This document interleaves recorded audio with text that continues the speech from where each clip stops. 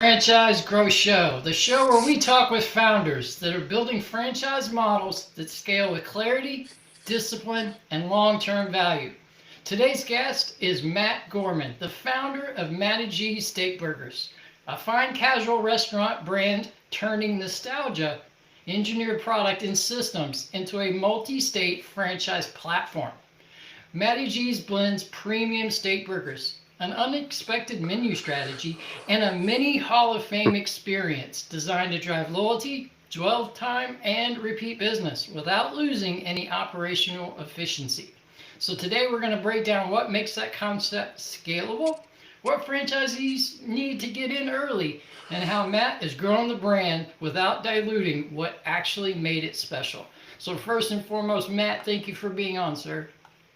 Oh, thanks for having me. I'm excited to end the year like this. Heck yeah, this is a way to close out 2025, jump into 2026. You So let's know it. go back to the beginning if we could. Matty G's, Sure. it didn't start, excuse me, with a market study. It started with memories of watching games with your dad and your grandfather, right? So, how did those moments ultimately become the architectural blueprint for the brand you have? When growing up, my dad actually had a baseball card shop, a memorabilia shop that I worked at when I started at 11. No child labor laws. Who cares about that, right? But worked at that shop, and we had all this memorabilia, and I wanted to start a restaurant. And we actually had a sushi spot that was not doing so well. So we had a idea of doing, you know what, let's do burgers, hot dogs, things I love. And my went to my dad and went, we need to do a sports theme. My wife and I had talked about it, and he's like, we have a bunch of stuff from the store back in the day. We went through the garage, he went through, found the memorabilia, and today he still does all the memorabilia at the restaurant. But what comes from sports, he's 78, I believe now. And what comes from sports is all these great memories. With my dad was always kind of like my best friend. My grandfather, all the great memories from childhood seem to be right around sports. So we decided to do a Matty G's based on the sports aspect. And we had all these old school sports memorabilia, from tchotchkes to pictures to gloves to everything. And that's kind of how we decided to make the decor. And then, really, I was a big fan of steak burgers. And so, kind of a couple buddies of mine, we kind of went to, let's say, rivals, we'll say, and kind of was able to see how they cook them. And then we went on YouTube, which today's world is so different than the past, where you can do that. And we must have gone through 100 pounds of meat from all different types of people trying to find that perfect meat. I don't think any of us ate hamburgers for weeks after when we were first starting. And we tried it. We found one that was based out of Southern California that had tested the meat multiple times to make sure that it was clear of any bacteria or anything. And we started that way. And the rest, as I say, is history. That's an amazing origin story right there. That's awesome. A whole lot of nostalgia built in there. Yeah. At what point did you realize that it wasn't just nostalgia, but it was something that could scale? What happened was we got a lot of positive feedback, and we were doing a lot of things that worked well as far as our menu. It's evolved over time. At first, it was kind of a, hey, we got to have a little for everything. And then, I'm not the skinniest kid. I don't know if you could see in this picture, but I like to eat, and so we eat out. I like to try things. I cook at the restaurants. So a lot of times on downtimes, I'm like, if we tried this with that and this with that. And what it's evolved into is something for everyone. And that's when we had the restaurant initially in Fullerton, downtown Fullerton. And then we opened up in Murrieta, a second restaurant. And I always tell the story because it still cracks me up to this day. The third day, we open on a Saturday, and the third day you expect a Monday to be slow. We do soft openings. We don't try to get too crazy because crazy with the world of Yelp and Google and everything else. You get some bad reviews when things go bad. So we just opened the doors. We had a nice Saturday, nice Sunday. I had another business at the time, a construction business. So Monday, I had my manager there with enough employees, I thought. And I get a call at 11:15. We have 45 people here as the doors opened. And I was like, holy blank. And I was like, I'm an hour away. Do your best you can. We had, our kitchen manager from the other store there. And that's when I kind of realized, you know what? It's really cool. And then one day, what's interesting to me, might not be for everybody else, is you have cameras for restaurants. And you always look in to see that, make sure things are going well. There's things you look for. And there was one day where I was just sitting and it was a full restaurant. I wasn't there. It was on a Saturday night, and I just saw families sitting on the tables together and talking and laughing. And I didn't have voice, I didn't have the sound on, but you could tell they were enjoying, and smiles, and people were eating and plates were empty. And that's when I went, you know what? We got something. And that's what was special to me. It was that one thing that just went, we got this. And so that was the reason to expand. Unfortunately, COVID came and altered our plans. So we adjusted, but now we're doing the franchise model and hoping that others want to be part of something special that I saw that day and continue to see on a daily basis. That's amazing. Anytime that you can bring families together and create memories is fantastic, and especially if it's one that can connect generations. Like you have your father, your grandfather's been involved in this business, and now you're able to do that for your customers. That's amazing. So Yeah, my steak dad, like I said, burgers. Oh, sorry, yeah, go ahead. my dad is 78 and still gets up on the ladder and hangs up all the decor, and memories come back for him, and then he'll tell stories. And that's the goal for us, is to have the generations sit at a table. We have it on the first part of our menu, where hopefully a grandfather can tell stories about Mickey Mantle and Willie Mays that a grandkid doesn't know about. So maybe they'll put their phone down, stop texting, being on Instagram, and listen to these stories, because sports stories can't die. They're too important. I couldn't agree with you more. You're talking to a huge fan, sports fan right here. So I couldn't agree with that more. And please put your phone down, people, especially when it's dinner time and the family's around. Listen to granddad's stories. They might sound boring at the beginning, but I promise you they're always great at the end. That's 100%. fantastic. Steak burgers. I'm a huge fan of steak burgers, which I know you are as well. But steak burgers to like the average person can sound simplistic. But yours is actually kind of engineered. So what is different about the product, and why does that matter in the crowded category of food slash restaurant? Well, for steak burgers, that is our niche. We have a full menu, but steak burgers is where, if somebody were to come in, I want them to try this first. What we do is we take like a 4 ounce hockey puck that's, like I said, we originally got from a company out in California that tested it multiple times to make sure that it's safe. And we put it on a puck. We cook it for about a minute, minute 20 on one side. We flip it another 30 seconds, and then everybody laughs at me, and you're probably going to laugh at me too, and anybody watching. But I take, and we our initial smash device. I had a construction company, so it was my mechanic put it together with cast iron, and then the handle was a handle for a hammer. So that's the original one, and we've evolved since. But I like to smash it, or flatten it as I call it. But I shake my booty a little bit, and you get the round. And what it does is, we don't flatten it like a let's say a Freddy's that's super thin. We like to flatten it so that there's juices still coming out. We do it on a flat top, and with our seasoning that is proprietary for us. When putting that on, it's a 2.5 minute process. But what it does is it caramelizes the outside, gets that gristle kind of a flavor. It's on a flat top, so no juices are falling through into the grill, and it just comes out and it's so juicy. It's so flavorful, and we have like 20 plus different varieties of it. Which my favorite is our red card. And you may go, why the red card? Well, it's the one item on the menu that has spicy ketchup, so that's your red right there. And we wind up having with the spicy ketchup, jalapenos, tomatoes, lettuce, a patty, whipped cream cheese so that it spreads real well, another patty, and then a grilled Ortega chili on top.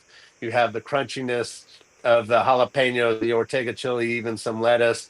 You have the spice of the spicy ketchup that's made in house, along with jalapenos, and that whipped cream cheese gives you that smoothness that kind of just finishes it perfectly. So if you could see how I love this burger, You can tell that what we do, everything there's for every burger that we have, there's a reason for what's on it, and the palate will love it.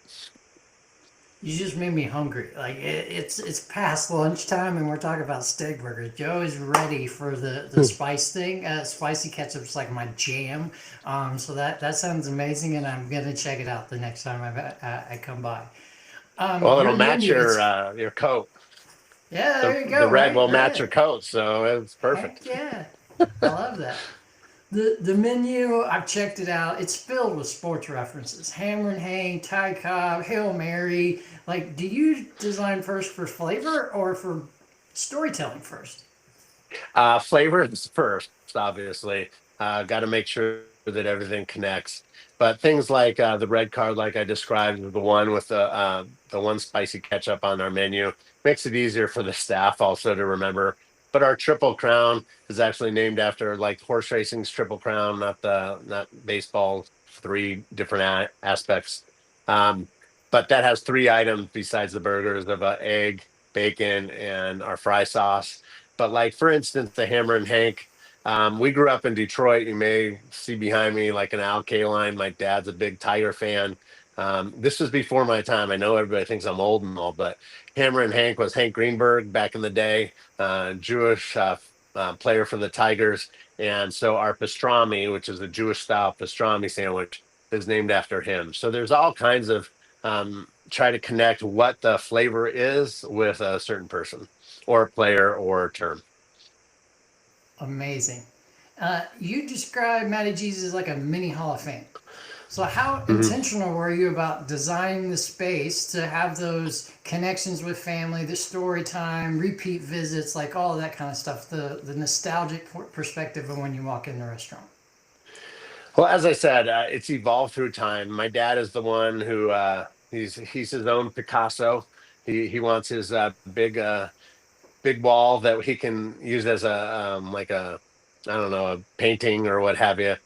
And he looks at the items that he can find both that we have in house or that he can find online or through people. We even went to Nevada one time to find some old gloves that some guys had of 50s and 60s stars, and he puts it together. He's got a knack for it. He puts it up where um, it's relatable, it's educational, and it just flows for the restaurant.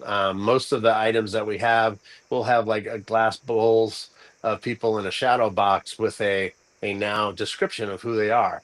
So a lot of times when people come in, whether they order at the counter or whether it's full service at a different restaurant, they'll order and then start walking around, and it brings a smile to my face because it's a pat on the back for what my dad has done. But it's also cool when you can, like I say, teach people about sports and have that generational gap brought close so that they can go, hey, so this guy Babe Ruth was a pitcher and hitter. Your Shohei Otani, he's 100 years later basically, but this is the original type slugger and everything else. And then you could tell about all the stories of Ruth, or then the mantles and Sandy Koufax and how his career ended early. And then you could also do, we're Lions fans, we're from Detroit, so we talk about um, the Lions stink. I mean, the Lions not being good since so it was in 1957 or 59 since Bobby Lane last won. The Super Bowl didn't even exist, and the Red Wings with Lindsey and Howe, and I forget the third person right now, but the line they had, that along with all the other sports that we have, you see people just their food sitting there getting cold because they're watching and reading and enjoying themselves. And we have games on, of course, of today's stars, and obviously when let's say the Dodgers won in Houston, the whole bar somebody bought a round because they're a big Dodger fans. So we still have that aspect, for the person who wants to see live today things. But as a whole, it's trying to be that old family sports restaurant. I love it. And in a world today where there's QR codes and everybody wants stuff now, in and out, fast turnover, having that kind of old school, high touch dining experience that is storytelling along with nostalgic, it's like this perfect connection. As you Well, thank scale, you. because I know y'all recently opened one in Houston in September, if I'm not mistaken. So first off, Yep. congrats for your first Thank you. Texas-based one. You need to come to Dallas next. Let's do this so I can have it more frequently. But anyhow, how do you protect that kind of emotional connection as you move into some of these larger, potentially more competitive markets? What we do for any franchise that's going to sign up or signs up, for instance, with Houston, we have our team go out there. That includes myself, my wife, my 15-year-old son even worked. We have our GM from other stores, our training team go out there so that we can try to portray what the G's image is. First, they're obviously coming for a discovery day and they see us in Mesa and how it works and the efficiencies and all that kind of stuff. But additionally, they try to get the vibe. And what we're trying to do by also being part of not only their training, their opening, and then staying there after they're open for a time is to try to explain how we want the vibe, how we want the feel to be. We can put up all these beautiful decor, nostalgic memorabilia, but if everybody just has a blank look on their face, it does no good. So the goal is to have that customer service where back in before Matty G's, back in 2008 through 10, I had Italian restaurants. And you may remember the crash of that time. Well, I went from two to one. And eventually, there was one day I remember where I had four people walk in. And it was so depressing. It was so sad because we were hit where Countrywide was. And it eventually did sell and we moved on. But what my wife always says is be grateful for everybody who comes in through the door, and we are grateful. Every person who walks in spends their hard-earned money at our restaurant. I want to thank them personally, but also I want to feel like our franchises understand that as well. So when people walk in, hey, it is like they're coming to our house, see our house, our decor, our our whole beautiful restaurant. Come in, sit down. Let's have, sit down with the restaurant. Your server is not going to be an order taker that just has a tablet and says, "Oh, what do you want? Coke, this, that, or the other." The goal is to have them understand the menu so that they can explain it to people. And when people do read it, they get more of a vibe of who we are through our names, like you said, of the items, but then the food itself when it comes out and how it really is thought through. It's a process to make it. And then when they enjoy it, it's like, hey, come on back to see us again. We're family. We talk about um, an extended family during COVID in our Mesa location. It's a great story because I worked like 30 out of 31 days. We went down to the small staff and we just were there. And it was reaching out to people on social media, not to come in to buy something, but it was, hey, just come in to make sure you're okay. You know, let's just come in. We're used to seeing you once a week, and now nobody's seen each other for a little while. Come in and even just to say hello, make sure that you're okay. And that's what we try to portray for the future of restaurants that we have. Um, we just want to make sure that it's a family. And when they come in and once they dine there and hopefully become regulars, they're part of our family for a long time. I love it. You're creating like that old school neighborhood restaurant that everybody goes and hangs out to after school, after work, on weekends, big game day, whatever. It's like the place that everybody knows to go meet up at. That's very old school, but it's something that needs to become new school, and you're making that transition. I absolutely love it. You referenced the training program for an incoming or new franchisee. I'd love to dive into that a tad further if you don't mind. What are those systems that separates just somebody running a restaurant from being able to replicate that in different markets with different owners and operators through a franchise model? What are those systems that have to be locked in? Well, I think we have the core that most places have with our Bible, our training, our standard operating procedures. We have all that. But what's different about us is what we try to do is I'm actually going to be training you. My wife is actually going to be training you. Our GM is actually going to be training you. People who have done this for 5 to 10 years, and we're betting on them as much as they're betting on us. We We need those first few to really be successful and grow. So when they come in, they're not having a guy who is, I don't want to say a guy or girl is 9 to 5, and once they're off the clock, they don't care about Matty G's. They're training with me next to me. Like I say, I put my little shimmy shake when I'm flattening the burgers. When we do that, my wife is explaining, like, hey, as much as we love every customer, this is the way we do it. We can't make changes. We can't change the way we, let's say, have a temp on our burgers. And the people that have been with us, I hope are Matty G lifers, but the people training them have been with us 5, 6 years. We've all experienced what seems like almost every different scenario possible, positive, negative, and everything in between. And so when somebody is coming into the system, we have our discovery days. We do have our team that either goes out to the restaurant or they can have it trained in our Arizona location, but they're going to get somebody that's not, oh, do this, and then walks out the door. We're going to be there with them throughout the entire process till they perfect it, because our ass is on the line just like theirs is. Love that. Being a tad bit of hold handing, but more so Mm. ensuring that when you walk away, they're replicating the model that you ultimately want them to, because that's how they're successful and therefore you're successful. So I love that. Not every potential franchisee is right for every model. So who succeeds best inside of this model, and maybe who's the opposite? And who's the people that shouldn't raise their hand? The people that shouldn't raise their hand are the people that think that if they just put 100 grand or 200 grand and then they have a restaurant, that's just not how it works. The restaurant business isn't like that. It's a 24/7 type business. If you're just throwing money, you're probably better off putting it into housing or into the stock market. The restaurant business is one where you have to be hands-on, or at least be able to do everything that somebody else can't. Meaning, you don't necessarily have to be the best chef in the world or cook or server or bartender, but you have to be able to fill in case somebody doesn't show up. You have to be that person who does all these aspects so you can see what's going right as far as the process and what needs to be improved.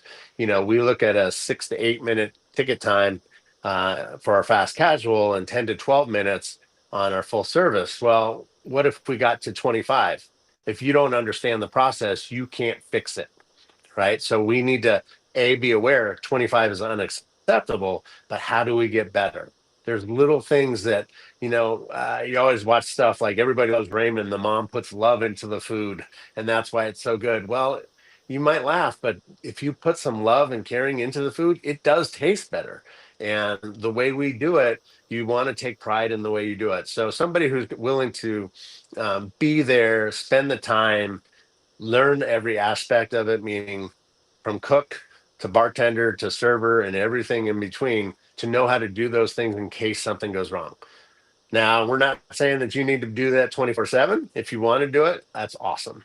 Families that want to have their own business and be part of it and be the face of the restaurant, that is perfect. That's the ideal person.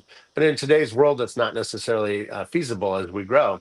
But we do need somebody who's going to spend the time, be there, know aspects of it from the fryer to the grill and overcooking and being proper and you name it. If they know it, they'll be successful. You put the time in, you're going to make the money. If you don't put the time in, you're taking your chances. 100%. So you're looking for somebody who's going to be invested, not just with capital, but with themselves, in order to be successful. I love that. In the world of franchising, there's certain things that we can disclose publicly, and then there's certain things that we have to wait for, like the NDA to be signed before we can kind of cross certain thresholds. So without getting into any kind of areas that we shouldn't get into, the investment range for your brand compared to some other like legacy burger brands is substantially less, and that's amazing. So first and foremost, how or what does the franchisee need to get right kind of in that first 90 days, let's say, to help them not only get successfully open, soft, and then full, but ultimately get to a place in which they're starting to cash flow? Like you said, I'll try to save the things that I'm allowed to say. But basically, one reason we're able to open at a less expensive aspect and put money in is, one, that's my goal. is I want people like myself that can be part of our Matty G's family. But we take a second gen space, and through what we've talked about, our decor, our color scheme, that's how it becomes a Matty G's. We don't have to have at this point every restaurant look exactly the same. So if you look at fast casual restaurants, I think the minimum you're going to find outside of us that are built out is 400 grand up to, who knows what, and then full service is 750 and up. We're looking at the 115 to 215 range, and that is really feasible. By doing it through a second gen, you already, as most people know, you have the core. You'll have your hood, your bar, small or large. You have your walk-in. You name it. We'll help you also find that spot to make sure that it's operationally acceptable. But by doing that, we can normally get free rent from the landlord, tenant improvements as well. And then our goal is to honestly, we say, you should be open in 90 to 120 days, but we've opened as early as 5 weeks. So when you're getting free rents for 90 to 120 days, but you're open in 45, you're able to get cash flow coming in. You're able to work out the kinks where, like we said earlier, we do a soft opening. We want everything to be right. So I'm there. Our team is there to make sure that we get through those hiccups. That the last store, our POS didn't put tips allowed for a full service restaurant. I wanted to shoot somebody. But if we had had a crazy restaurant where there's a million people there, it would have been awful. But it was a soft opening. We were slightly busy, but we were able to talk to the customers and understand. And in our scenario, like I said, if we're open in that 5, 6 weeks, their goal is they have to be trained and operating till that point. They should have their discovery day, whether Mesa or the other locations, be part of the build out so they understand, oh, this dishwasher water line goes here and we need to turn on this water. Little things like that can change it. But by doing that, they'll understand every part of the restaurant. So when they're open and something goes wrong, we're there to help them. But they've also got the core 75% of knowledge to know that if something goes wrong, they know how to fix it. And then that little bit that comes up will help them. And then by the time we quote leave, not that we're ever gone because they probably don't want to see me as much as they do, but we're there. But if not, they're able to handle it. And that's the biggest thing with business is to not freak out. The restaurant business is known as having cooks that freak out when there's 20 tickets when people are coming through. But my wife likes to say, be prepared for as if there's 100 people going to walk in your door in the next minute. And so we want to leave whatever franchisee is able to handle those 100 people in the next 5 minutes. And that's kind of where we're at. That's amazing, and you're doing it in 5 6 weeks. The obviously the investment range substantially lower than some other concepts that are at least in a similar space as yours. So you can cash flow fast. You want them to be super hands on. You're going to help them through that process so that when things go wrong after you leave, they know how to fix it. That's amazing. That's how you ensure quality and culture and all of that, and it can be scaled and replicated. So kudos to you and your team for that. Thank you. In terms of expansion, you've gone multiple places now. Arizona, we referenced Houston earlier, which is a tier 1 food city. Like that is a foodie mecca, specifically the Heights area where you're at. I know. So why Houston? Why the Houston Heights area? Why now? And what's the next location that we should be keeping our eye out for, if you will, in the Matty G space? Well, we are also in Idaho, in Eagle, Idaho, which is also a beautiful town, and that's a beautiful restaurant as well. So basically, we are open to any place, but as you know, in franchising, you have to be registered in certain states. And so we haven't spent the money necessarily to register until we have interest. But the right to work states is where we like to go. And the reason for that is the labor aspect. For instance, here in Arizona, it's $13, let's say, for minimum wage. California is like 22 for minimum wage now in fast food, right? Where in right to work states such as Texas, it's $2.13 for a server. It's 7.50 for a minimum wage. So what that does is it allows you in, let's say, Texas, we like to push the full service model because you could have basically six people for the same price as one person here in Arizona. That gives you better customer service. It allows everybody to spend more time with the customers, the better guest experience, right? And also, by not having state income tax there, it's also wonderful too. But we'll talk about that at another time. But the gist of it is that we would like to grow in more of those right to work states because that extra 5-10%, our royalty is 5%. But our labor savings in the Texas is way higher than that 5% if you were to compare apples to Arizona, and way much better than, let's say, a California. And by having that aspect, that's where we would like to grow because it'll hit the bottom line. And our goal for everyone throughout the entire history or future of Matty G's is to make money. But in this case, we're ensuring an extra 5-10% that's going in their pocket and their bottom line, and they can be in the black. We're not against going to other places. There are many great locations throughout the United States where this could work, but that's our focus over the next year or two. I love that. I love that. And as we scale it slightly forward from that 1 to 2 year timeline, I'm going to use a sports analogy, home run. So, what would a home run look like? It look like, excuse me, in terms of number of locations in, let's say, the next 3 to 5 years for you guys. Where we're at is we don't want to really grow more than five as our maximum for a year. Normally, the goal is going to be about three. And because we want to have a hands on approach to making sure they're successful, that's kind of where it can be, where we can be in either multiple locations, but not if we open 10, that's not fair to the franchisee who spent their hard earned money to get us. So we want to get a few at a time, be able to have that personal touch, be there to make sure they're successful. But once we hit the 10 mark, I think that will be our stepping point where we'll have more of a training team. I'm always still going to be part of it, but more of a training team that's dedicated to openings. But for now, we have the team that does part-time training, part-time stores, because we also don't. I always say I like to cook once in a while because I don't want to lose my skills, and we want to be.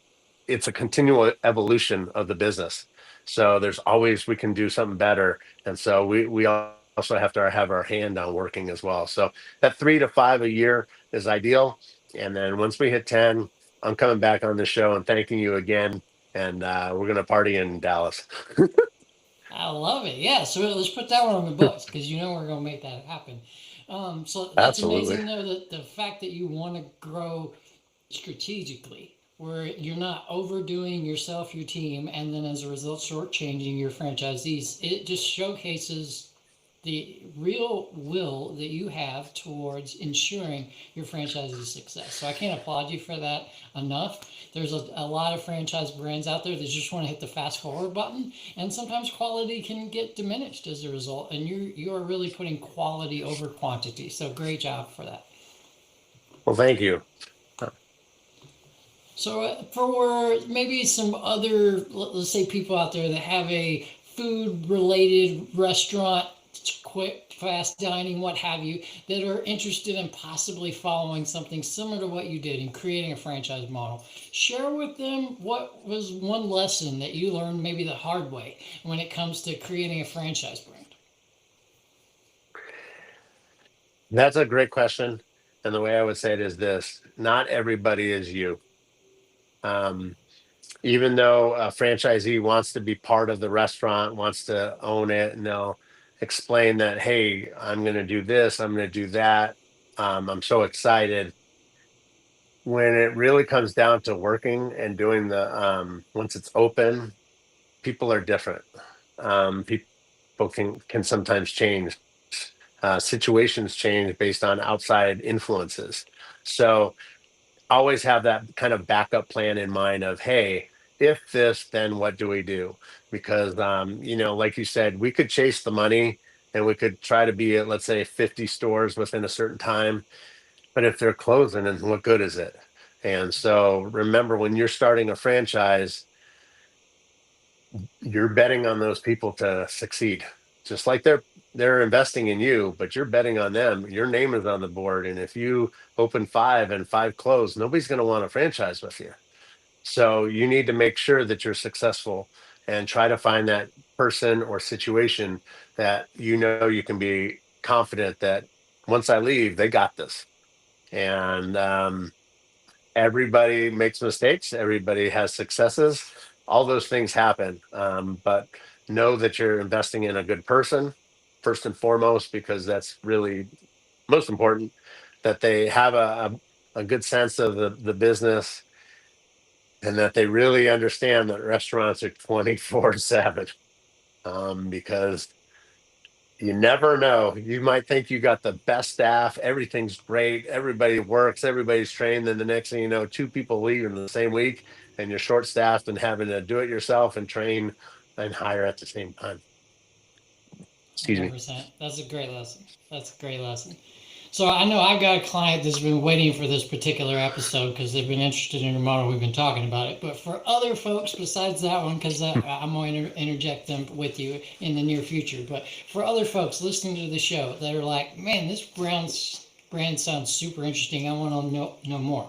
How do they get in contact with you and your team to learn more? They can go to our website at mattygs.com. There's the franchise page where they can click on that and put in their info, and we'll get back to them. They could also go um, email us at mgfranchise@yahoo.com. So M like Mary, G like Grant, franchise@yahoo.com. And we'll respond to them very quickly, most likely. Um, and we can start the conversation. I love that. And I will ensure that those social links are down in the comments. So just scroll down there to get the emails, the website, everything like that to be able to reach out to Matty and his team. Matt, this has been super powerful. What stood out to me is that you're not treating nostalgia like a gimmick, you're treating it like infrastructure. And that is a humongous differentiating factor between yourself and some other kind of nostalgia driven brands. You engineered a product, you systemized experience, you built a franchise model that allows people to scale without stripping away what made the brand matter to begin with. That's not easy, and that's why Matty works. So kudos to you, your team, for the brand that you built and for the story that you just shared with us. This is amazing. Thank you. You're more than welcome. This was awesome. I had a lot of fun. Yeah, same here, same here. So for anybody out there that's listening, especially franchise buyers, here's your takeaway. Revenue doesn't always equal value, and passion alone does not scale. But when you scale it with stories, systems, and standards, and they all align, now you've got a winner. So if you're considering franchising, investing, or building a business, and you don't want to be trapped, this episode is your reminder. Build something that people love. Then go build it the way that others can run it. Matt, again, thank you so much for being on, sharing your real story behind the brand. Everyone listening, understand your buyers, your partners, and investors, what they actually look for. Subscribe to the Franchise Growth Show. And until then, let's get out there, build strategically, and play and scale smarter. Thank you, everyone. Have a fantastic rest of your day, and Happy New Year to all.